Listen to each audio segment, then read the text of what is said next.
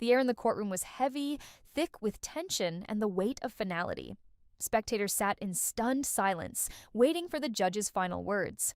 The gavel rested on its podium, an instrument of fate, ready to bring closure to the trial that had gripped the nation. At the defendant's table, Mike Wolfe sat motionless, his once confident demeanor now shattered. His hair, usually slicked back with the effortless charm that had made him a television icon, was unkempt, streaked with stress-induced grays. His eyes, once full of adventure, now looked hollow, empty. This wasn't how it was supposed to end. For years, he and Frank Fritz had traveled the country, turning forgotten junk into priceless treasures on American pickers. The show had made them household names, two ordinary guys living every antique hunter's dream. But behind the scenes, their friendship had been crumbling. Contracts, money, creative control. It had all driven a wedge between them. Then, in 2021, Frank was abruptly cut from the show. Fans were given vague explanations. Health issues, personal struggles, creative differences. But Frank had a different story to tell. He had accused Mike of pushing him out, of turning his back on the friendship they had built for years. He wanted back in.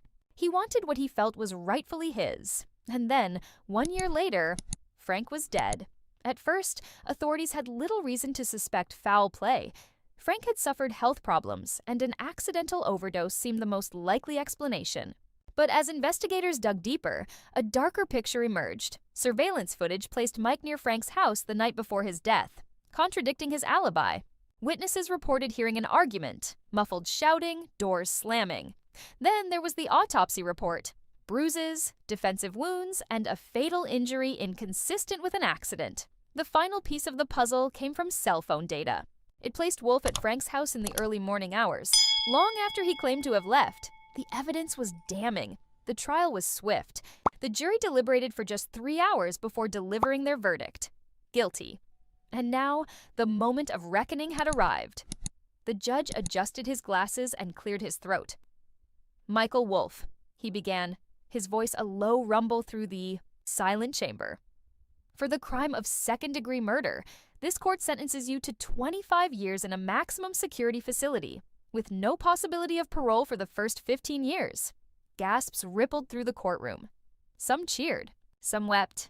Others sat in stunned silence, unable to believe that one of television's most beloved figures had been condemned to a life behind bars. Wolfe's expression remained unreadable as the bailiffs approached, fastening the cold steel of handcuffs around his wrists. He stood, his once proud posture now slumped with the weight of his fate. He scanned the courtroom one last time. The gallery was filled with familiar faces, former colleagues, betrayed friends, estranged family members. Danielle Colby, his longtime co-star, sat motionless in the crowd, her face pale, her eyes rimmed red from tears. She had testified against him, reluctantly revealing details of heated arguments and behind-the-scenes feuds. As he was led away, cameras flashed, capturing the fall of a man who had once been on top of the world. Outside the courthouse, fans gathered in stunned disbelief. Some still refused to believe it. Others held signs, some in support, some condemning him as a murderer. The internet exploded with theories, debates, and conspiracies. Was he truly guilty? Had he acted in a fit of rage? Or had something even more sinister happened behind closed doors? The legacy of American pickers was dead.